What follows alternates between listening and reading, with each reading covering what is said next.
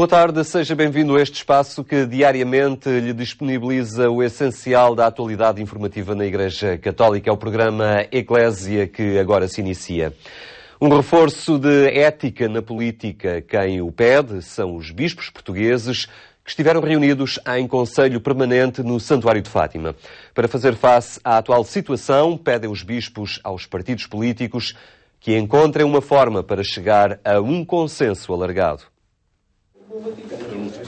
Um reforço de ética na política pedem os bispos portugueses face à atual situação do país. Em declarações à imprensa no final dos trabalhos do Conselho Permanente, o padre Manuel Murujão comentou a chegada da ajuda externa a Portugal, lembrando que não há soluções mágicas. Certamente que não há varinhas mágicas nesta ajuda que nos vem do exterior. Há, sim, a exigência de um compromisso sério de todos. Por isso, esse tal Deus ex machina, esse tal milagre, ou chamemos-lhe o que quisermos, não acontece sem compromissos sérios. Deste compromisso faz parte a promoção de consensos, seja qual for o resultado das eleições que se avizinham. Mesmo que haja uma maioria absoluta, se vê que nestas circunstâncias é importante, é fundamental um consenso alargado. Senão continuaremos em disputas político-partidárias e assim, aliás, também a ajuda vem sob essa condição, não haverá, de facto, a ajuda que era preciso para solucionar a crise. Portanto, o consenso é parte fundamental.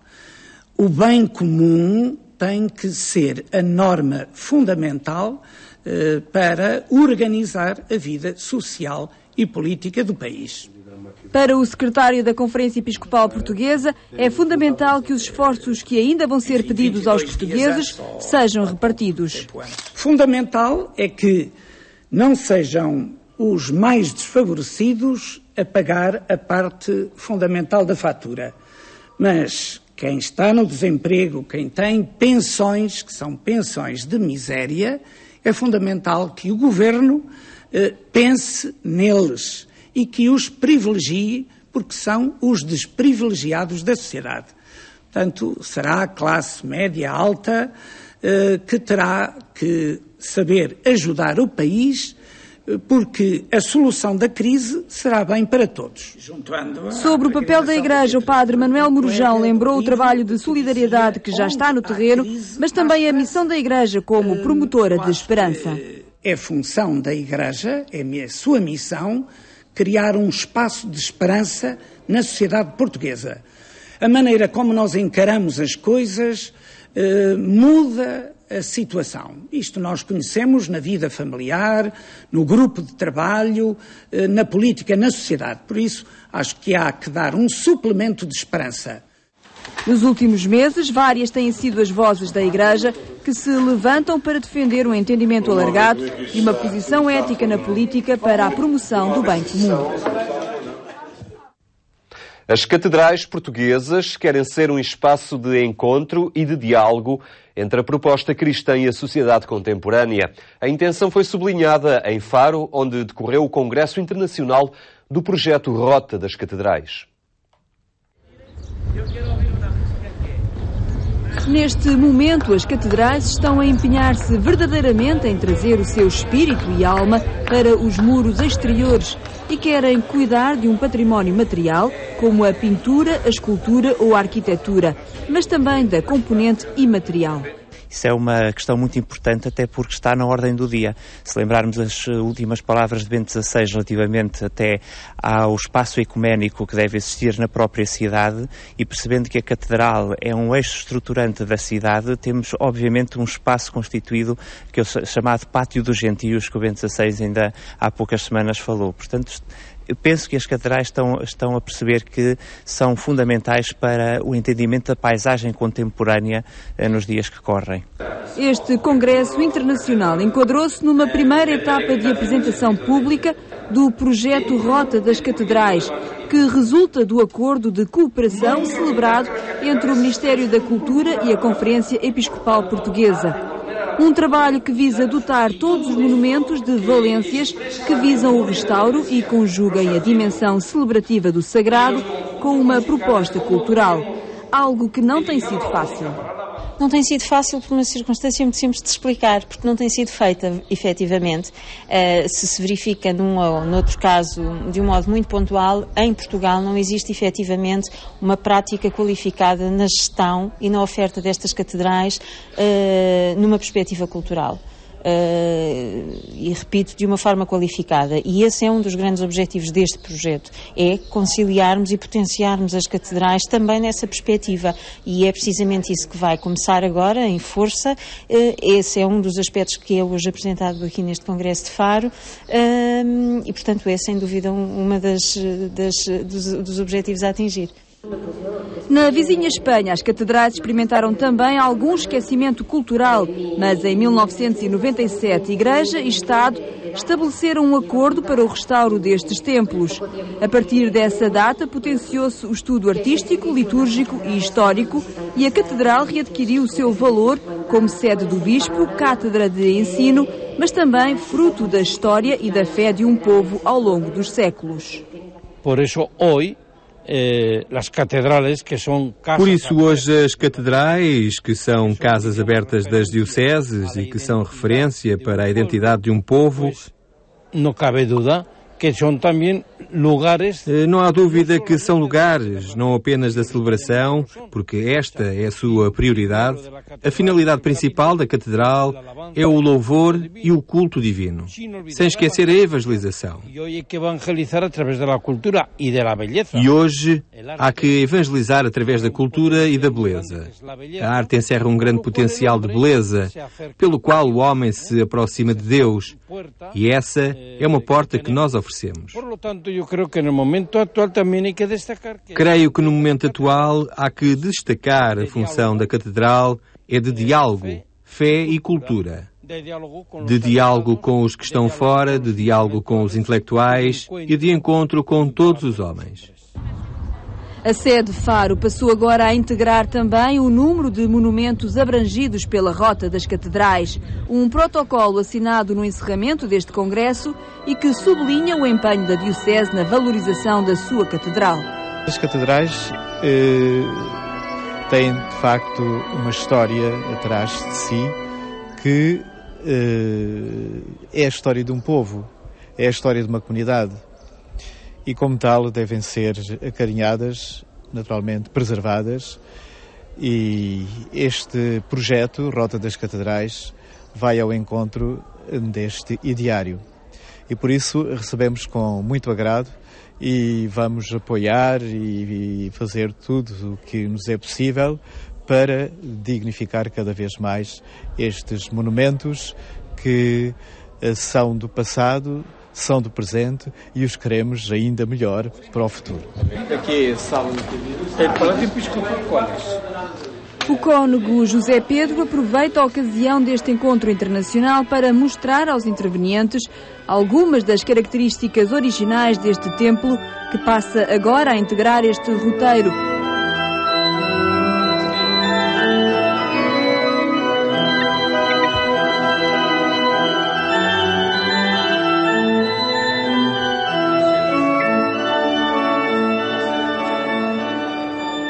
Um programa de valorização patrimonial que é determinante para estimular um dos setores que mais contribui para o nosso produto interno bruto, o turismo. É muito importante que cada vez mais façamos valorizar e aproveitemos todas as potencialidades que cada um dos nossos monumentos tem. E quando esses monumentos são monumentos vividos ao longo de séculos, alguns até ao longo de um milénio, pelo menos, não é? Essa valorização, essa possibilidade de aproveitamento é então muito intensificada, muito maior. Esse é o trabalho a desenvolver no plano turístico. Não é um trabalho nem religioso, nem propriamente patrimonial ou cultural. É uma terceira valência destes edifícios que simbolizaram simultaneamente monumentos de fé, simbolizaram testemunhos históricos e patrimoniais e hoje em dia significam também grandes potenciais de desenvolvimento e aproveitamento turístico. Depois da Sete Silvas ter sido a primeira a entrar neste processo, em setembro do ano passado, A Diocese do Algarve passa a contar, no total, com cerca de 2,6 milhões de euros de investimento, 1,5 milhão dos quais atribuídos à Catedral de Faro. E neste dia voltamos a ter entre nós o espaço de reflexão de Dom Manuel Clemente. É a ação da Igreja na sociedade contemporânea que está em análise na rubrica O Passado do Presente.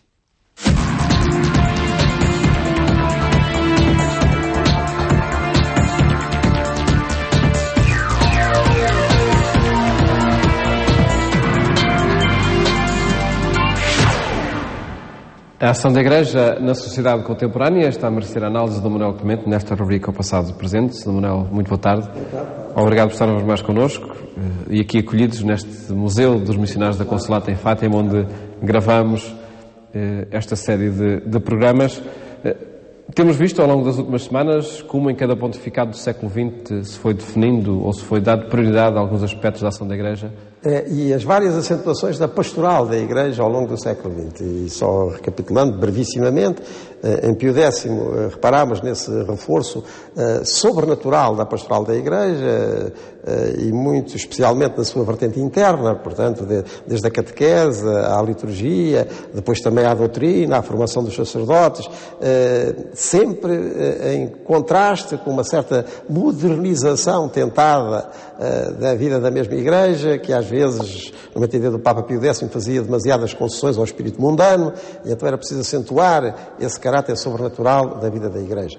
E nós somos herdeiros no que diz respeito à vida interna, quer do ponto de vista do apuramento litúrgico, quer do ponto de vista da prática cristã, antecipação da comunhão, para as crianças, tudo isso, somos muito devedores desse tópico tão importante e sobrenatural do pontificado de Pio X na pastoral. Depois vimos que com Bento XV, no contexto da Primeira Guerra Mundial, vai de certa maneira afirmar-se o caráter internacional da pastoral católica, no que diz respeito muito especialmente à paz e à mediação dos conflitos, à tentativa disso. Depois, com o Pio XI, também verificámos como se acentuou antes o caráter militante dessa pastoral, à volta da ação católica, isto é, que o laicado, em estreita colaboração com o episcopado e com o pontificado, se projetasse no mundo nos seus diversos setores socioculturais e económicos, com uma afirmação evangélica específica aí, setor por setor. Agora chegamos ao pontificado de Pio XII. Bem, o pontificado de Pio XII, nos seus primeiros anos, é marcadíssimo por esse tremendo conflito que foi a Segunda Guerra Mundial.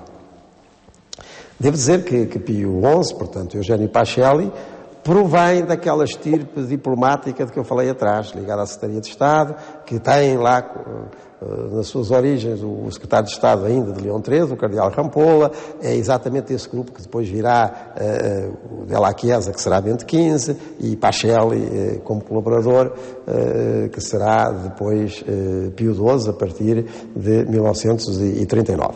E ele vem daí.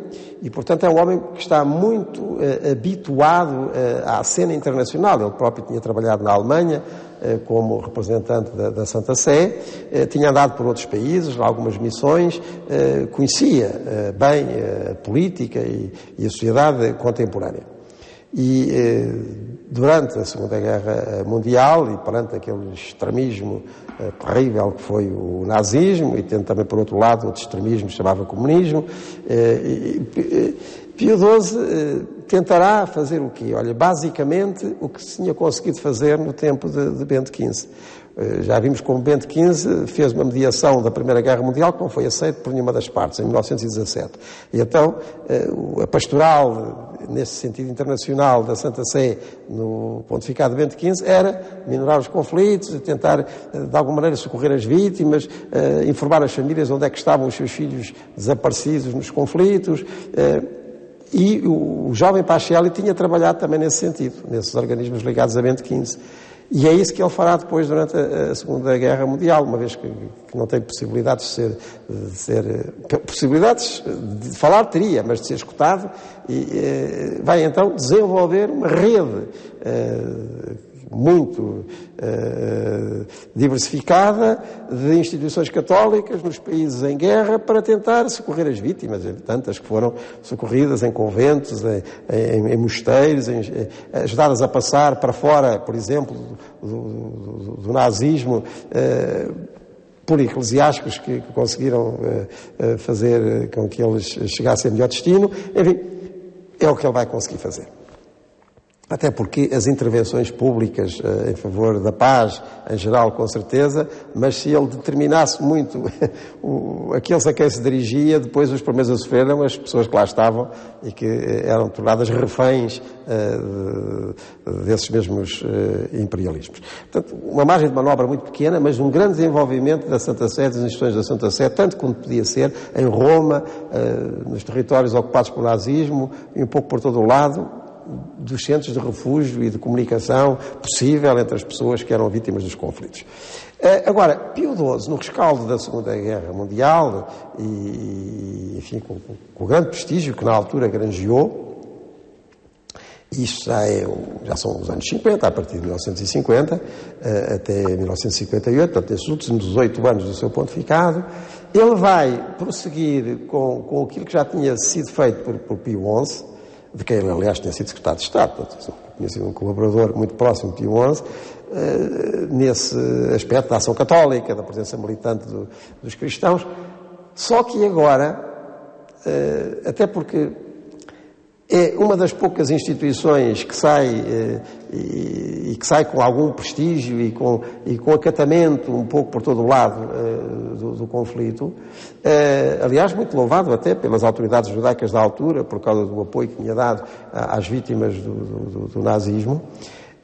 Pio XII vai se afirmar nesses últimos anos do pontificado como uma autoridade moral e como um grande centro de iniciativas para reedificar o mundo. Ele, por exemplo, vai estar muito atento àquilo que dará origem à União Europeia, que ele apoia francamente, enfim, com todo tipo de incentivos. Há a reorganização da Europa pós-conflito em torno de partidos que lhe estavam muito particularmente ligados.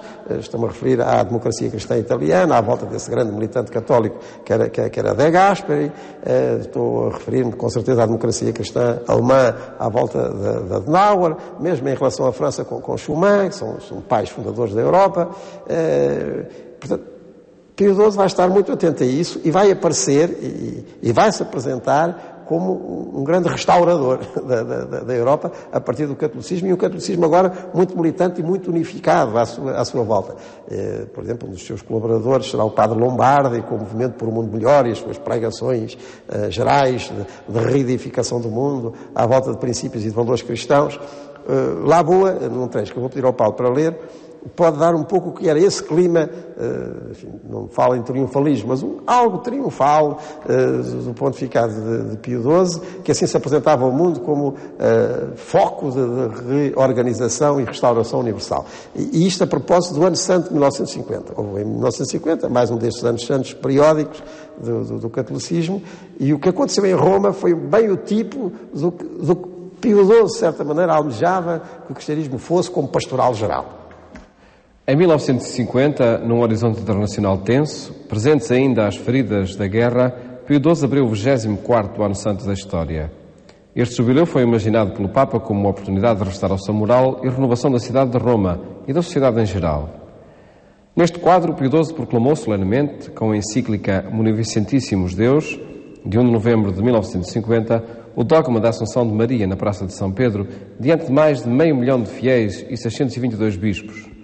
O Ano Santo e a proclamação do dogma da Assunção foram vividos como uma fase da vitalidade da Igreja em torno do Papa e apresentados ao mundo como exemplo de sociedade compacta, ponto de referência seguro para uma sociedade desconcertada e sem valores. Está, portanto, é uma pastoral de Igreja mostrada e demonstrada ao mundo como uma sociedade assim salva, que aliás tem Maria, e daí a definição dogmática da Assunção de Maria, o exemplo já acabado do que a Igreja toda deve ser, e o mundo através da Igreja, inteiramente redimido por Jesus Cristo, e depois nas suas diversas organizações assim congraçadas em torno do Papa, que cada vez mais se vão reunir em Roma, e por isso podemos dizer que a Praça de São Pedro acaba por ser o grande adro da Igreja Universal, onde toda a gente se pode encontrar à volta do Papa, em que ele próprio, Pio XII, sucessivamente faz alocuções para todos os os grupos e tipos de problemas, os discursos de Pio XII, até porque ele era um homem cultíssimo, são sobre tudo e mais alguma coisa. Portanto, não há aspecto da vida social, não há aspecto da vida cultural a que ele não se dirija, que não vão a Roma. Portanto, é uma pastoral geral, universal e pontifícia. E este modelo, que hoje, concretamente com o desenvolvimento dos meios de comunicação social, é evidente, quer dizer, hoje há muito católico, e até pessoas não católicas, que têm uma ligação à pastoral papal, que não têm, às vezes, à pastoral paroquial e à pastoral local, porque veem, porque ouvem, porque leem. Isto é muito o contributo de Pio XII, e até nesse rescaldo da trágica Segunda Guerra Mundial, em que a Santa Sé aparece como um organismo internacional de grande disponibilidade e de grande capacidade para intervir mundialmente. Marcas que estão nesta pastoral da Igreja na época contemporânea, que chega até aos nossos dias, não é? Chega até aos nossos dias. Samuel, voltamos a encontrar nos dias 8 dias para o novo pontificado, seguindo na história. João 23 será a análise da prioridade oferecida por João 23 a essa ação da Igreja na sociedade, a que falaremos dias 8 dias.